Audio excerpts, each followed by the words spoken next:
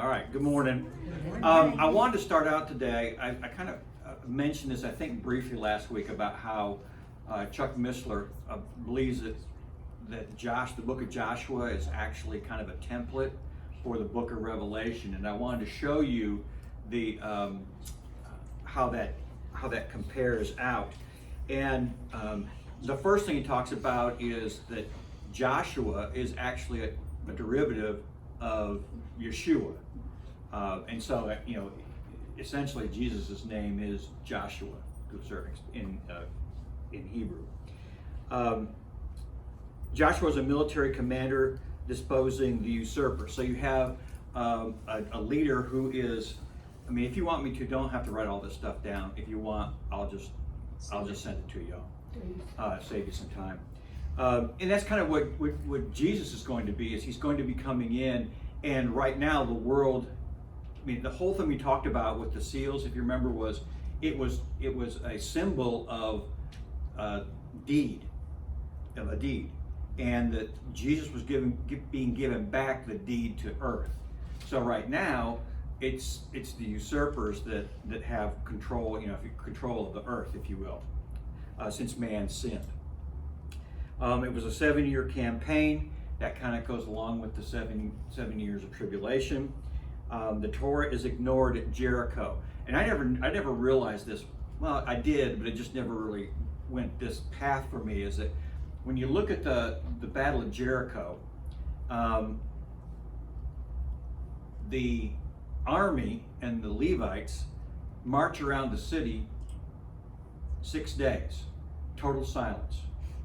And on the 7th day, when it's the Sabbath and they should be in their tents, what are they doing?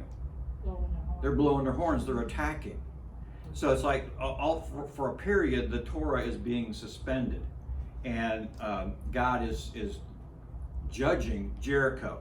So it's that kind of that idea that when Jesus comes back, it'll be a completion of God's word, and the two will become totally one, the Old Testament and the New Testament. First, if you think about there were 2 witnesses, spies that were sent into Jericho, right? Mm-hmm. That kind of matches the 2 witnesses that are going to be going into Jerusalem. 7 trumpet events. So you've got the 7 days where the trumpets they weren't being blown, but they were carrying them, and you got the 7 trumpets. Enemies were confederated under a leader in Jerusalem, and his name was Adonai Zedek, Lord of Righteousness. And that would kind of compare with the Antichrist, taking him taking the kind of the mantle of righteousness, if you will. He was ultimately defeated. This guy was, with hailstones and fire from heaven, and we're going to experience those. Signs in the sun, moon, etc. So all these things were part of the book of Joshua, and we see them again in Revelation. Now, just because it's a template doesn't mean it's going to be one for one for one for one. But we're going to see kind of the same idea of the symbolism that's coming. So it's really kind of a, if you will, a foreshadow of Revelation. And then the kings hide in caves as well, and they say the exact same thing that they do in Revelation. Okay, that's just a side note. That's not. This is the only. In fact, Chuck Missler says he's the only one who's ever seen this, and it came from him. So it's not like there's other people that believe the same thing I do. He just says, my study has shown, I kind of feel like this is true. So take it with a grain of salt. All right, so chapter 7 today, we're going to be talking about 2 groups of people, the 144,000 and the great multitude. Verse 1, after this I saw 4 angels standing at the 4 corners of the earth, holding back the 4 winds of the earth, so that no wind would blow on the earth or on the sea or on any tree. All right, so after this, what does the after this mean? After the last seal, right? After chapter 6. And what was happening? Do you remember what happened with that 6th seal? Was there any devastation done on earth? Yeah. With 6? Yeah, that was like. I'm sorry. Chapter 5. Chapter 5 was the fifth seal. What was the last thing? It was crying, people crying for vengeance, right? And what is the response? Rest. Okay, and that's kind of that interlude that we're moved from that to this interlude. So what's happening is that God has told these people who have died for their faith to just rest, and then there's this little break, kind of a little parenthesis within this whole process here. So there are four angels standing at the four corners of the earth. There are people who use this verse as a reference point for supporting the idea that the earth is actually flat, that it's not a ball.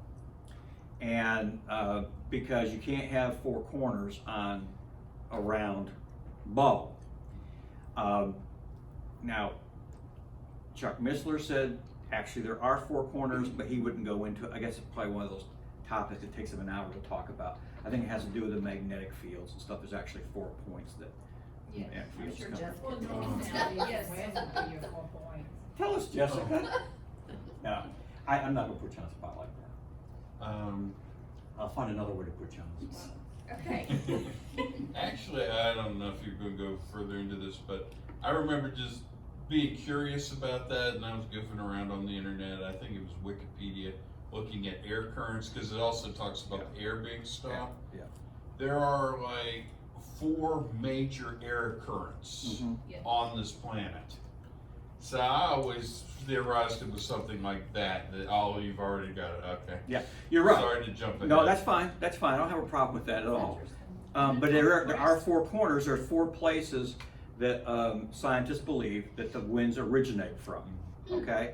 And if you think about what we're going to read about these angels, what are they controlling? The wind. Okay? So yeah, that's what we're talking about here. Got Australia, you've got South America, I guess west coast of United States, and then what would that be? Europe, the Mediterranean. Yeah. So the wind control, because the Santa Ana winds. That's kind of where they originate. And I don't know how they originate. I guess there's an angel that goes. That has to do with the topography too. So like all the different mountain ranges. It has to do with pressure, wouldn't it? Yeah, it has. Yeah. Low pressure and high pressure areas. And then the amount of sunlight. So because there's heat transfer, and that's what causes the. Now, with the rotation of the Earth also contribute to that as well. Bert has really stepped up his game. Wow. He's been studying. Man, Bert, I'm impressed. I'm impressed. So the northern hemisphere, they usually come from the east and they move west, and then the south, the southern hemisphere, they move the opposite direction. The Gulf somewhere fits in there. So. Yeah. So anyway, that's kind of what we're talking about. And what's interesting about that is that we're talking about someone who wrote this letter before 100 AD, and already talking about the 4 winds, and that probably hadn't been proven. Was first discovered scientifically by what? 1800s, maybe 1900s, early 1900s. It wouldn't have been. I would think so. Yes, actually, it would be the 1800s, the late 1800s. So 1800 years ahead of his time with the information. So it's kind of interesting how that goes. So so what's going to happen here is that they're told that to stop the wind. Okay, it's not going to blow on the earth, it's not going to blow on the sea, and it's not going to blow on any tree. It's going to be hot. And so you can imagine what the fallout is going to be from that. You're going to have situations where there are going to be doldrums on the sea, where there's not going to be any wind. So we don't have a whole lot of sailboats doing stuff, but you wouldn't be able to use your sailboat. I assume the currents would be affected. Pollen wouldn't be spread. The earth would dry out because there would be no. So you've got this. Everything is just at a still, and sometimes I've experienced that, like before a big storm. All of a sudden, everything just kind of stops, It is weird. It's very weird. When I was in Texas, we were having a track meet, and not all of a sudden, but suddenly I noticed that the sky to the north of us was this kind of weird green color, and we had to clear the track and get everybody in the gym because that was one of the signs a tornado's coming. Yeah. But like it was like the wind was blowing hard, and all of a sudden, boom, nothing. And it's really weird time. It's a really weird time. So we're kind of going through that, and so we're going to see what that's going to be leading to. And so people on Earth are going to notice that all of a sudden the winds have stopped because they're going to be impacted by it as well. All right, so I'm not going to go over that. So here's what would happen if there was no wind. The doldrums that we talked about. Our weather depends on the wind, and then the winds distribute the heat to moderate the climate. So what will happen is hot places will get hotter, cold places will get colder, because there's no way to change the temperature. Climate. Those automobiles, they stop the winds. Okay, so there's our little map there of the four corners. All right, so verse 2. How long will this go on? Huh? How long will it go on? We'll see. And I saw another angel ascending from the rising of the sun, holding the seal of the living God, and he called out with a loud voice to the four angels to whom it was granted to harm the earth and the sea, saying, "Do not harm the earth or the sea or the trees until we have sealed the bondservants of our God on their foreheads." So the stopping of the wind is for a specific reason, and that reason is sealing the 144,000 witnesses that will evangelize during the tribulation period. Okay, and these angels that are controlling the winds are going to be given charge. They're going to cause damage on the earth, but they're being held back until the sealing has taken place. Now, this 144,000 is, as you can imagine, a topic of great debate. Who are these 144,000? The Jehovah's Witnesses say it's going to be them. Chuck Missler said, the problem is that whenever they have their annual conferences, there's 250,000 of them that meet. So half the group's not going. So it's like, when they first started out, 144,000 seemed like a big number, but now it doesn't make any sense. It doesn't make any sense. So they believe that those are the 144,000 are the only ones going to heaven. All right, no one else is going. That's one viewpoint. And I would tell you too that I can't go into the kind of depth on chapter 7 that I would like to go in, partly because some of it just doesn't mesh with my brain right now. But there is a deeper level on this 144,000 than what we're going to be taking a look at today. Part of the, or one group, the dispensationalists the pre-tribbers believe that this 144,000 are actually represent the church. Because they believe in replacement theology. They believe that the church has replaced Israel as God's chosen people. So they say the 144,000 represents the church, Gentiles who have come to Christ. Okay? And so it's more of a symbolic picture than it is a real number. They see it as a symbolic number, not a real number. Okay? There's a problem with that, and we'll get to that in a second. The third idea is that this is actually what the verses say. And if we go on to, let me just jump ahead now. Yeah, before we talk about that, let me talk about what does it mean to be sealed, and what's the purpose of being sealed. And we have an instance in Ezekiel chapter 43 where sealing had taken place in Ezekiel. And verse 1 says, "Then he led me to the gate facing east, and behold, the glory of God of Israel was coming from the way of the east, and his voice was like the sound of many waters, and the earth shone from his glory. Okay? Wrong connection. So I got to back up. Coming from the east. This is talking about coming from the east. I apologize. This is a picture that we see all the time, and we talked about this last week. Which way did the entrance of the temple face? East. And the east represents the rising sun, and it also represents a new day, righteousness, salvation. All right, so this is a picture that we've seen before in the Old Testament. This is nothing new to us. And then in Ezekiel, he talks about how the east is also where he sees this the glory of God of Israel coming from the east. So this is not a new picture, and it's something that we should be familiar with. All right, now, what does it mean to be sealed? I should have waited for the slide that asked the question. What does it mean to be sealed? So we're in Ezekiel 9 now, and we're going to be at verses 3 through 6. And he called to the man clothed in linen, at whose waist was the scribe's kit.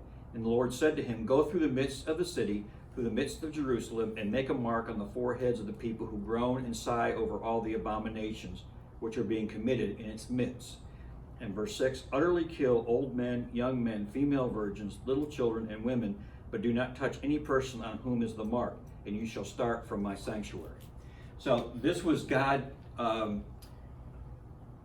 giving directions on who would be spared and who wouldn't. The ones who would be spared were the ones that were in Jerusalem and were upset with the way things were going, that they were opposed to the idolatry that had kind of slipped into the religion, into Judaism at that particular time. Right? The mark was meant to protect them. Where have we seen a mark before? Exodus. In Exodus, the blood on the doorpost. That mark. The angel knew not to stop at that house. Okay, and now we see this again, another mark to protect those that were committed to God. And if you weren't committed to God, again, there's no riding the fence. You're either for him or you're against him. And if you're against him, this is what the result is. Now, when they talk about children, I don't know what age that was, if that meant all children, but the point being is that a child of a non-believer was going to be a non-believer at this time, and so the idea was really, I think more than anything else, was we just got to get rid of all of them. You know, when Israel was called into the promised land, they were told to do that with all the idolatrous nations. And part of that goes back to the Nephilim, but no one was to be spared.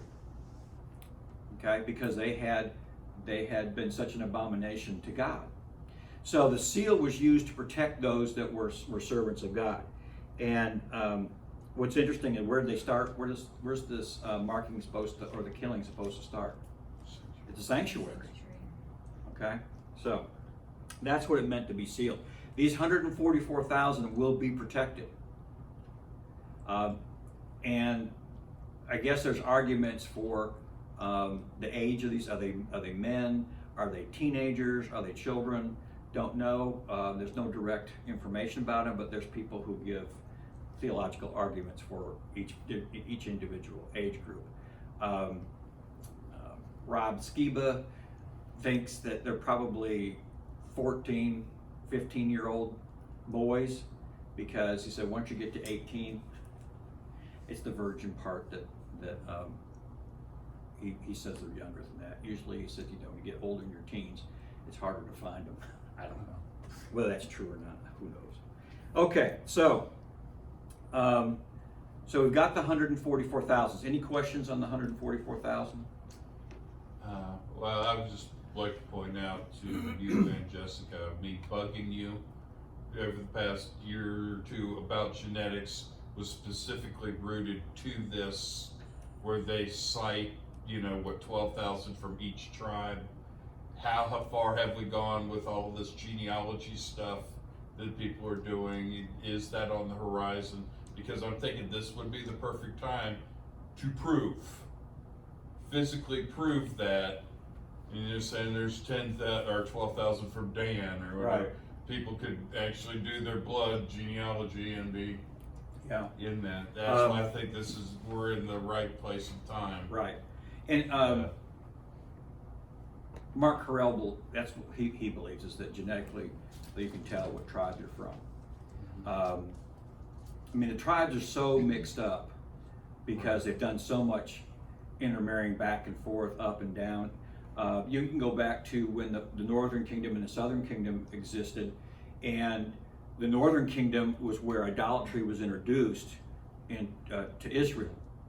And so you've got people in the North, they're like, no, I don't want to worship idols, so I'll move to the South. And people in the South going, hey, I like what they're doing up there in the North, so they move to the North. So this intermingling has been going on for a long time, and that point was made by Chuck Missler when he was talking about the missing 10 tribes. So 10 tribes aren't missing, they're just intermingled, and they've been doing it for hundreds of years. It's been happening. So, but I agree with you. I think that there is a definite connection with what we're being able to do with DNA, and if I'm correct in understanding, they can they not mark DNA now? Yes. So theoretically, is that what the Antichrist is going to do? I don't know. I mean, you know, when I was a young buck in my 20s, the big thing was when the scan barcodes came out, barcoding came out. We were all going to be barcoded. You know, you walk through and boop, and so that was the big thing. So who knows? But you know, and to be honest with you, that's why there are a lot of believers who won't get this shot, this vaccine for COVID. There are a lot of Christians who believe that this has been manufactured in the sense that the numbers have been played with and messed with to create this panic, so that people will get this shot, and that there's some way that this, you know. Now, I'm not saying that's true. I'm saying that that's one of the reasons a lot of Christians will not get the shot. Okay, because there's just too much. There's just so much chatter going on about, you know, all the people that were dying from COVID. All of them did not die from COVID. They just had COVID. They had other things.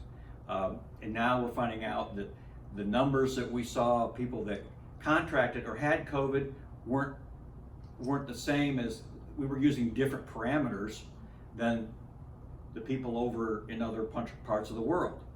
We were using 40 passes or something, and other countries using like 18. So we were overdoing the testing, and so our numbers were higher because we were overdoing the testing. I don't understand all the numbers and everything, but what all that means. But that's one of the reasons numbers were lower, like in India, and than they were in the United States. Now there's people saying that what was it saying? The numbers for the what were you talking about yesterday about? Deaths related to the vaccine. They're skewing them. With the vaccine, now they're making them smaller, making those smaller so people will get the vaccine. I mean, and the thing is, we live in a time where, I mean, this happened, let's say this happened 60 years ago. Popular opinion would have been, the government's not lying to us. They want us to be safe. Yeah. So we need to do this. Now we're in the attitude, it's like, they're lying to us. We don't know who to trust. We don't know who to believe. Yeah, they're lying to us, and so we've kind of created this monster that we don't trust the information coming from it, but they keep giving us information. So anyway, I don't know how I got on that. Well, and now a lot of people look at it as a mark of the beast too. You know, because like in California, you can't come in to their restaurant unless you can show proof of your Right, vaccine. and that's one of the concerns about these vaccine passports. Right. Is you have to have a COVID passport if you prove that you got a shot. You know, so I don't know. I don't know. There's no telling. Yes, sir. It's always suspicious. Yes. One thing I was going to add, you know, about the different things about the age group of Yes. these.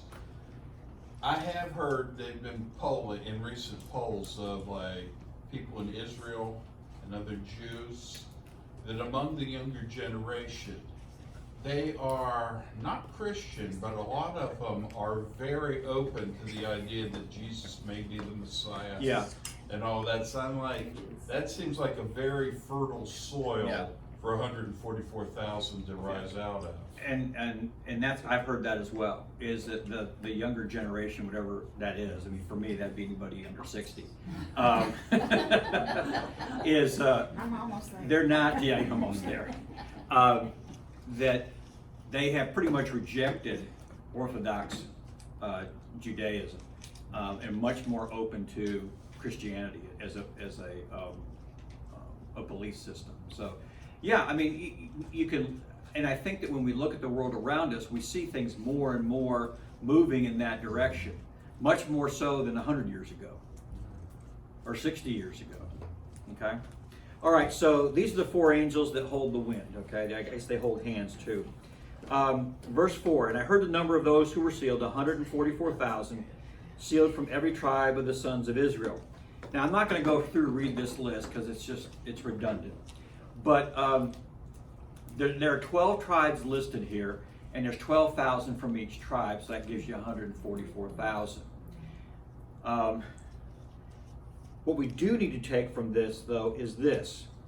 Here are the name of the tribes. A little bit easier to read, right? Yeah, I can read it from that. Thank you for the Lawrence. Yeah. Vaughn. That's thanks to Chuck Missler. So what we have here is a list of 12 tribes that is different from other listings of the 12 tribes. Yes. And so some people say, well, then that this is just that's what proves that this is symbolic. But there are some 20 odd different ways that the 12 tribes of Israel are listed throughout the Bible, something like that. It may be less than that, but this isn't the only instance where the 12 tribes' names are listed differently. Okay, so here's the explanation that Chuck Missler gives for this one. If you'll notice that you've got Manasseh and Joseph listed in this particular list. Okay? If you recall back when Jacob was giving the blessing, he adopted one in, yeah. One and Two S's, I know, it's always that mix, the problem. And Ephraim Yes. were adopted by Jacob as his sons. Okay? Joseph And or Jacob Yeah. Because those were the two sons of Joseph, Manasseh. by his Egyptian wife. Okay? So he adopted them as his own sons. And so they got an inheritance.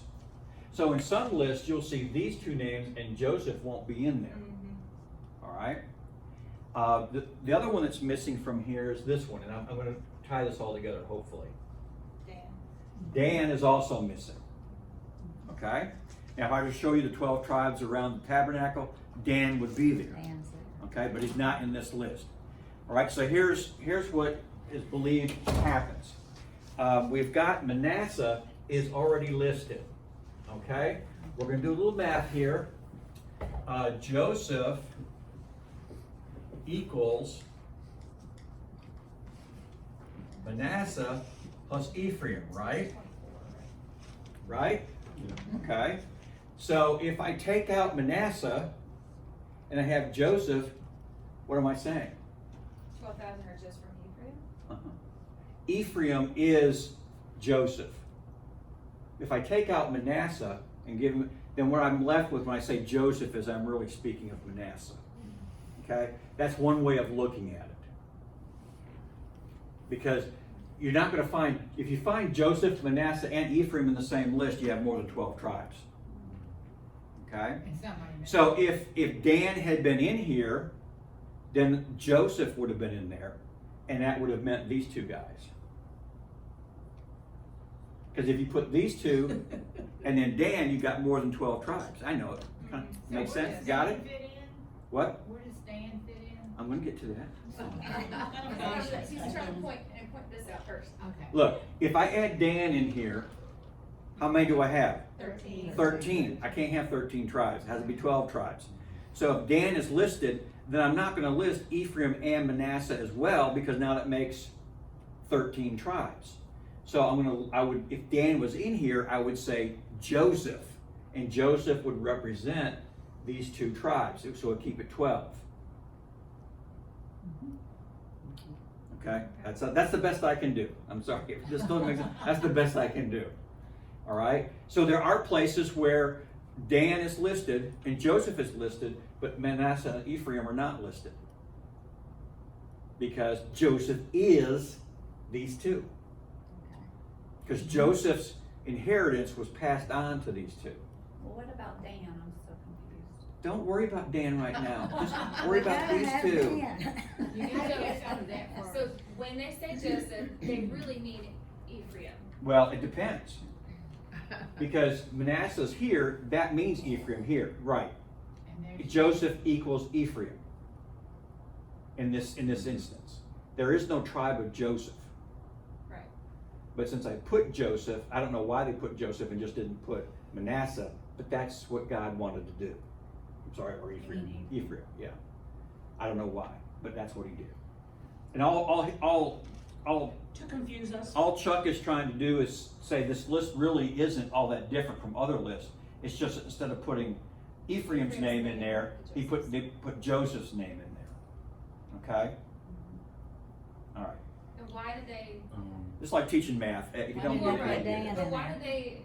Yeah. Why did they list Manasseh separate? Because he wasn't the chosen blessed child of Joseph. Well, and there's another suggestion for that.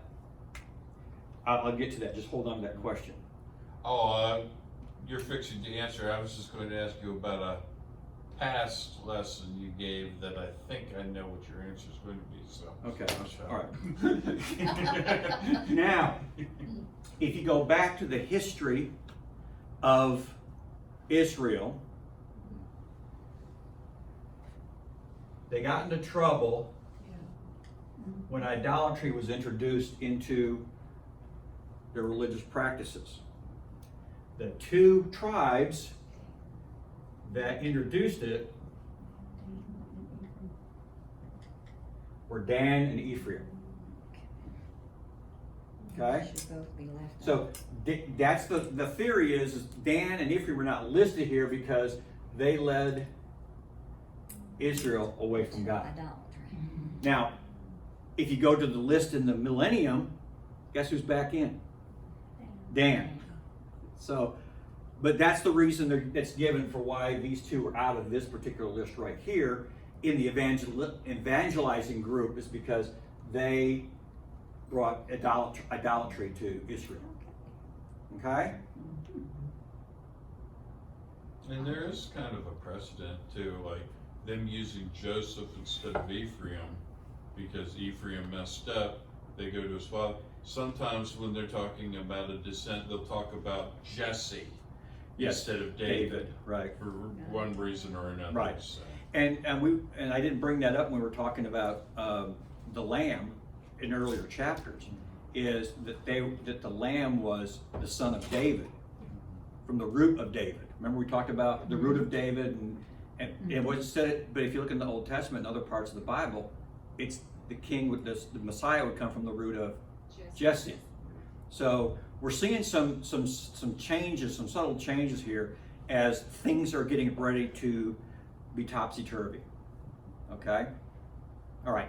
Has everybody got the Dan and... No, I want you to do the Jacob and Joseph. Who did he marry now? Joseph married some Egyptian woman, And she had the two sons. and she had the two sons. Ephraim, okay. Yeah. Yeah. Okay. But it was important for Jacob to bless Joseph's marriage because it was not appropriate for. She was a the Gentile, Lord to- right? Yeah, She was a Gentile, right. right? Which is fine. Okay. Back then it wasn't fine. Okay, it is now because we're all Gentiles. Okay, so I'm not going to spend time on this. This will take too long. I think we may come back to it. All right, so.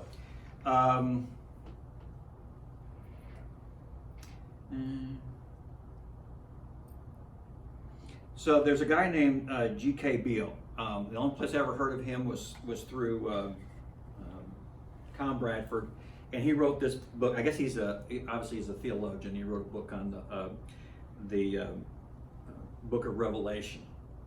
And in his opinion, and Bradford quotes him quite a bit, he says that this group is numbered as 144,000 to emphasize figuratively that this is a picture of the church in its entirety. So when we talk about, remember I think it was last week, we talked about how where you feel that the rapture takes place will determine how you interpret the rest of Revelation, right? If you believe the rapture happens before the tribulation, it's going to color the way that you interpret Revelation. If you're a mid-tribber and if you're a post-tribber, all right? All those things are going to change how you view these things, because if I'm a pre-tribber, if all the Christians are gone, all the believers are gone before with rapture, before tribulation starts, then this 144,000 has to be the church. It can't be from the 12 tribes. It has to be because they're already there in heaven. And when we talk about these seals, we're right here, right? And this is the pause. When we get to the seventh seal, I'm sorry, the chapter we're in right now is chapter 7. Mm-hmm. You have to say, if you're a pre-tribber, that this actually happens before the rapture. Because if you believe that the 144,000 represents the church isn't here. There's no believers here at this point in the tribulation, because they've all been raptured. So now your theology says these things don't happen. These aren't chronological. These things otherwise, you can't have the chapter 7 being about believers in the middle of the seals, or towards the end of the 7 seals, if they're already in heaven, right? I don't see that. I think If- some people think I that think is a lot of people are on chronological. the fence, and that's No. I'm not. What I'm saying is, if you are a dispensationalist, if you are a dyed-in-the-wool pre-tribber, I'm not saying you and me. I mean a theologian. In order for Revelation to work so that the rapture happens before tribulation, then the chapter we're talking about now has to occur at the beginning. And so this can't be in chronological order. Because if the 144,000, because the dispensationalists believe the 144,000 represent the church. Well, but if it's chronological, they're here during the sealed judgments, right? If we're taking it chronologically, the sealed judgments are going on, and the 144,000 are being sealed now during this time. Well, if the 144,000 is a church, wait, that means this isn't in order. That means this chapter we're going through right now really should be at the front. Should happen before all this. I'm confused. I don't Okay. see it like that at all. I see it. Okay, you got 144,000. You might want Right. to just go on. I'm gonna try one more time. Yeah. I'm gonna try one more time. Okay, there's 2 beliefs, right? One is that it's the church, and one is that it's actual Jews. Okay? Pre-tribbers tend to believe that Israel has lost its favor with God and that the church has replaced them. Okay? So if the 144,000, which this guy says 144,000 is the church, and you're a pre-tribber, which these guys tend to be, when did they leave? At the rapture beginning. Before, they left right here. Oop, I should go the other way. They left before the first seal was even opened. Right? Right. Everybody with me on that one? That's right. Mhm. Okay. So if they've left before here, they're saying that these seals can't happen in order because you've got six judgments or 6 events before you even read about the 144,000. If it's the church, they can't be there if they've already been raptured. Well, I don't believe it's. I understand you don't coming from believe the that. Jews. I understand you don't believe that. What I'm saying is this You're is trying what to the explain the pre-tribbers theory, believe. yeah. That's what. And so what I'm saying is if you believe of a pre-trib rapture, then this chapter we're going through right now cannot happen in sequential order because they're already gone. So it lends itself to say, let's assume that God's not a God of chaos, that God is a God of order, and everything happens in order, that therefore we're talking about Jews. And the other aspect of this is that we had 12 tribes listed. Who here is in the tribe of Manasseh? Are you? No, not the Manasseh that the battle was fought at in the Civil War. See, so that's the, and I guess I'm trying to tell you is I'm not telling you what to believe one way or the other. Right. That's kind of how this whole process starts to go. You make one decision, and in this case, pre-trib, rapture, it impacts everything else that you look at. And the same is true if I believe in mid-trib. It determines how I interpret these things. And that's the danger that we have, is because we hear these ideas, and we've been raised in some of these ideas, and what we have to do is look at it for what it says and try and get out the loops that are going on in our head about no. Okay? Whew, I felt like I just did a math lesson. Yes, you have to carry the one. Why? Because I said so. Why? Yeah, I always love that why question. Okay, so we were talking about that, and we'll talk about that. All right, so, But if we trust God, don't you know it's all gonna work out? well, and that's, yes, that's the bottom line. That's the bottom line thing, is that it really makes no difference what we decide. God's gonna do You what just God give a wants to theory do. of- Right. Yeah, But I think there's a reason why it's here. right. If we were supposed to function that way, I'm not sure we necessarily would need a lot of what's in the Bible. All we need is a little pamphlet that said, "Just trust me," and that's it. Yeah. I could memorize that. Trust me. So I think that obviously these books of the Bible are there for a specific reason, and it's not so much it's to develop us spiritually and grow us in our faith. And we're going to be coming to a time where it's important for us to know what we believe and know why we believe it. Some of this stuff we're not going to make it, and I'm not telling you how to believe or construct this whole thing. I'm trying to give it to you in a way that gets you thinking about it, and then you're going to have to do your own research. Ultimately, it's on you. Well, Okay. after the rapture, who is left here?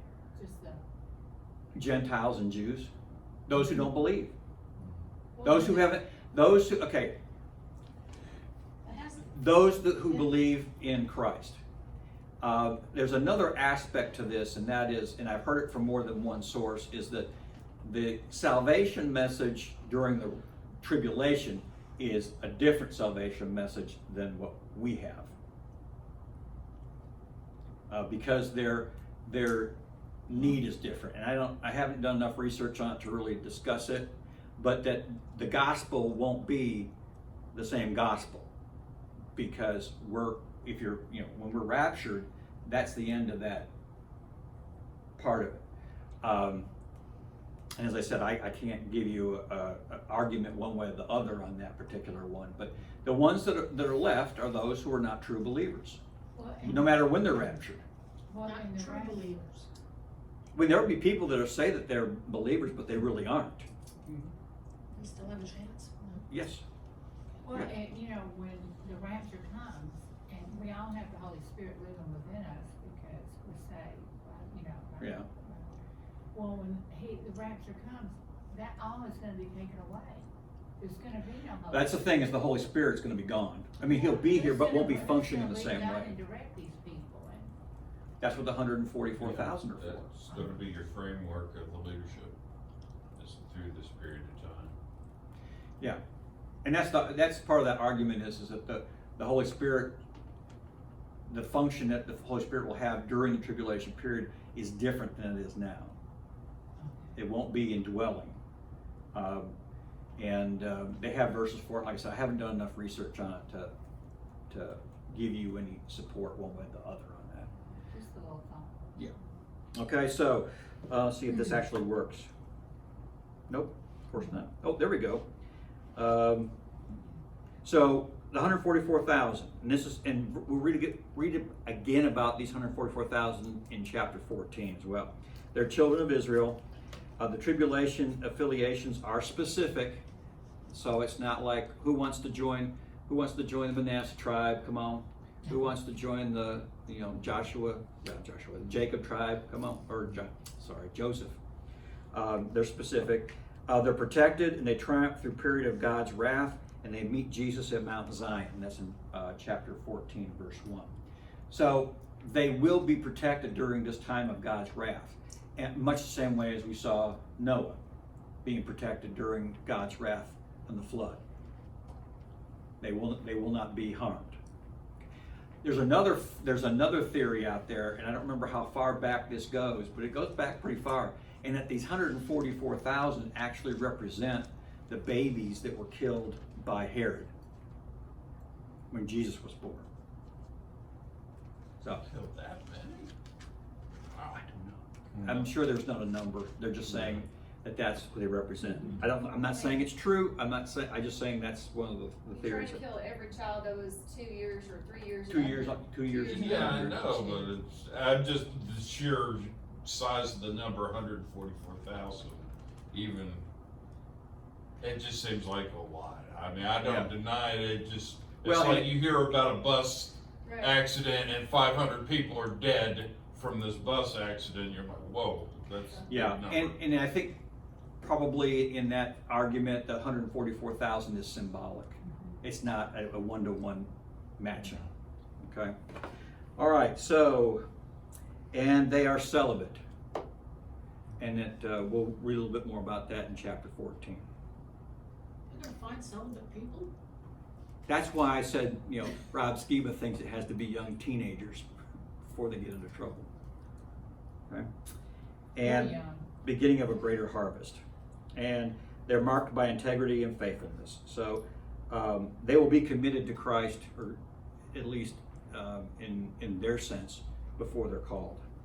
All right, so this is the next group, the great multitude. Can you put that back so I can, for just a minute?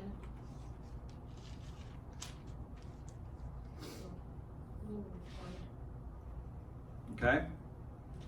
Thank All right, you. so the next group is the great multitude, and we're going to read about them.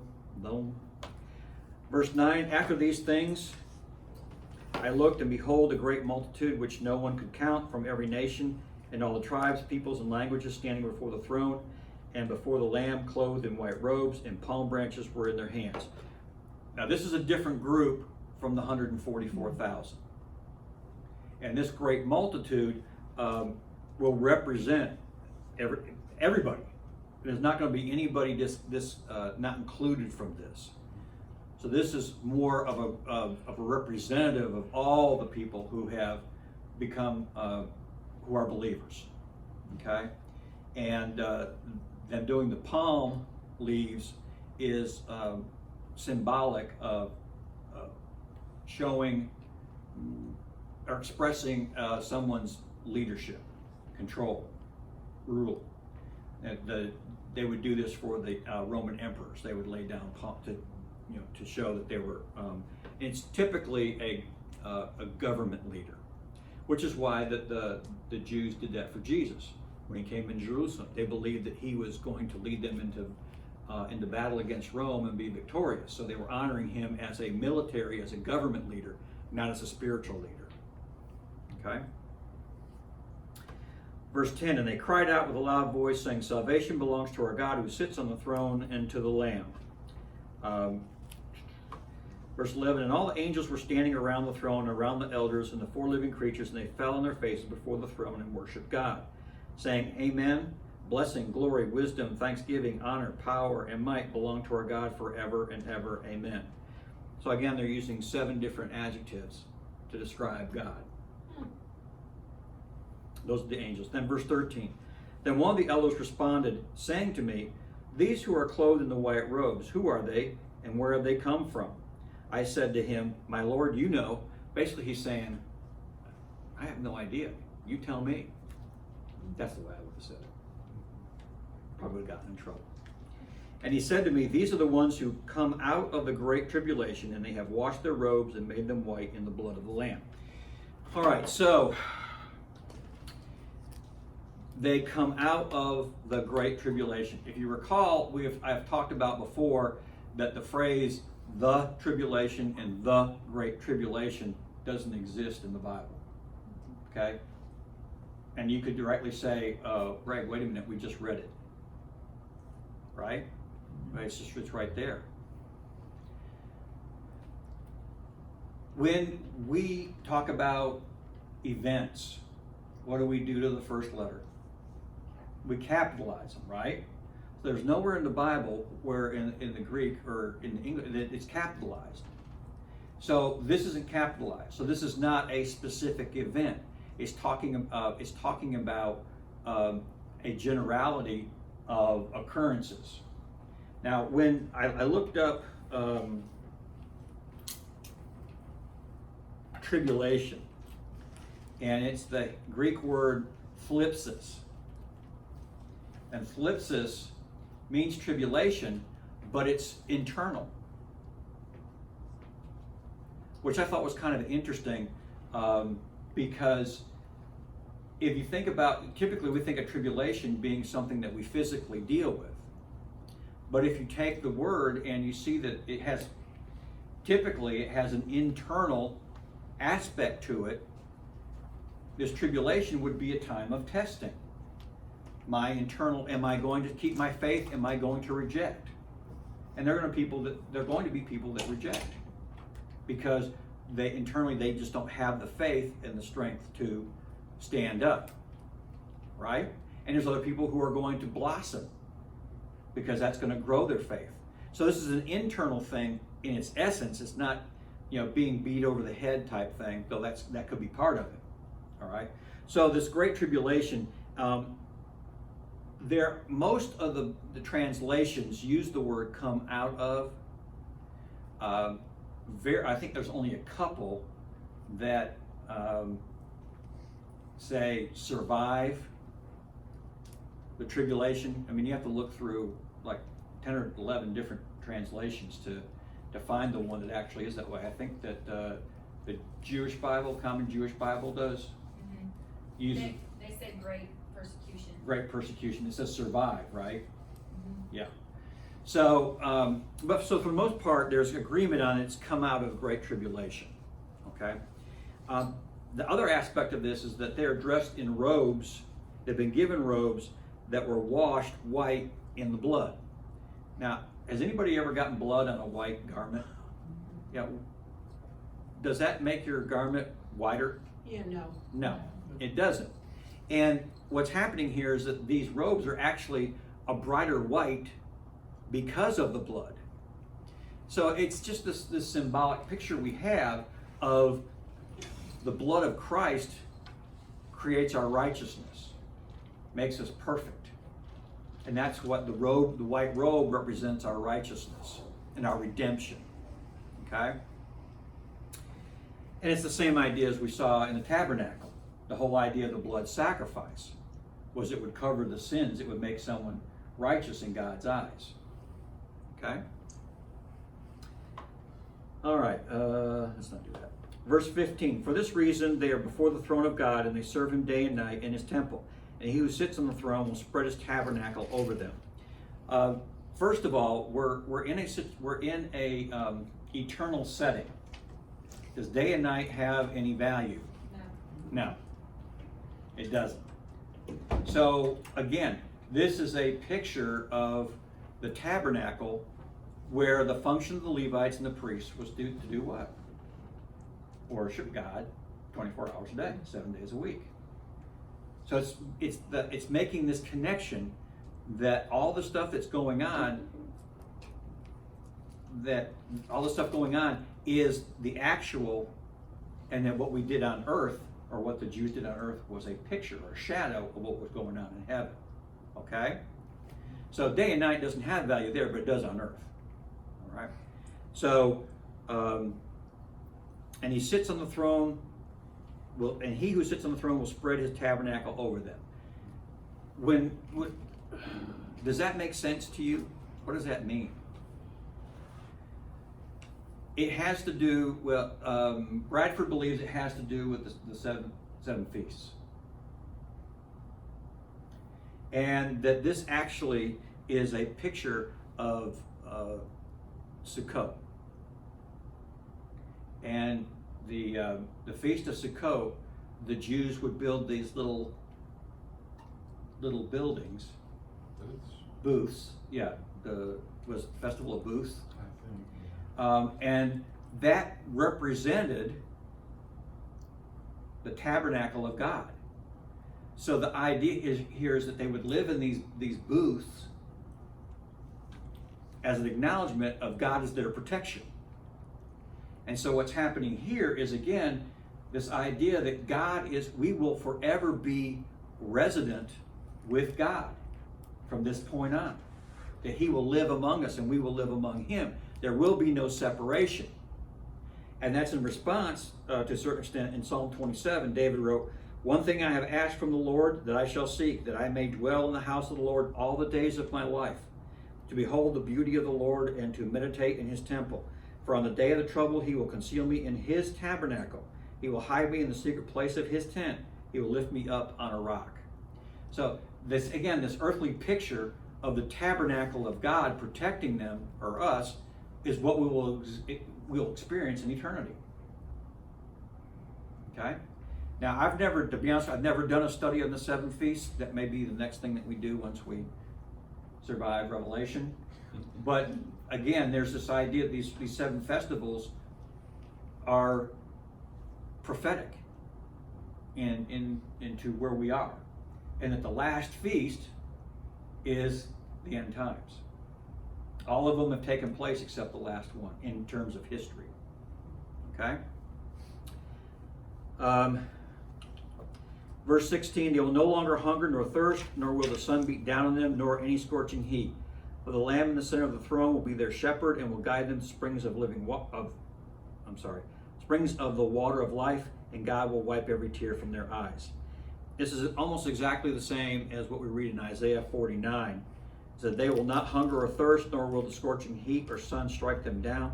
For he who has compassion on them will lead them, and he will guide them to springs of water." And it's the idea here is, Christ said what? He was what was he? Living water.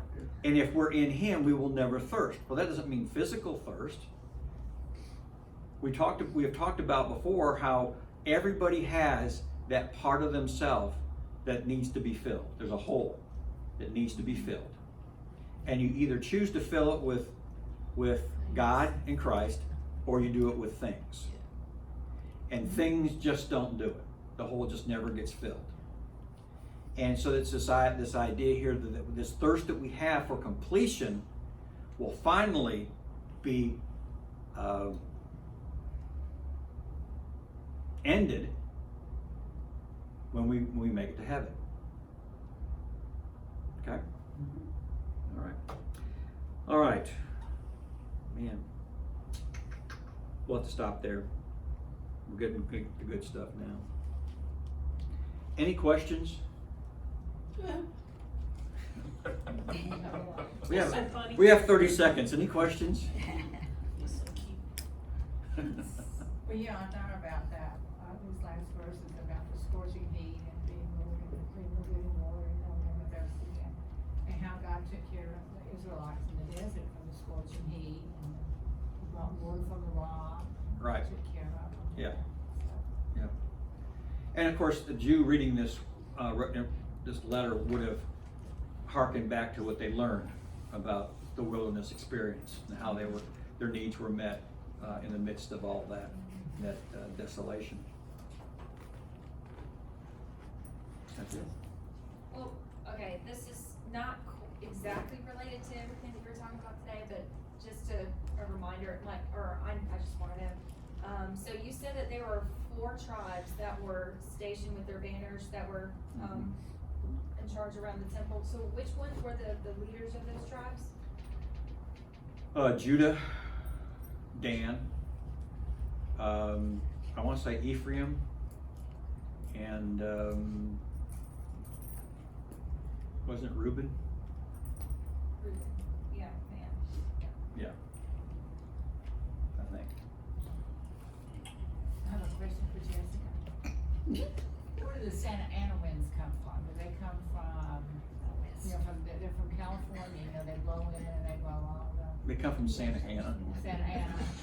Well, I mean, what do they come out of? I always wondered about that.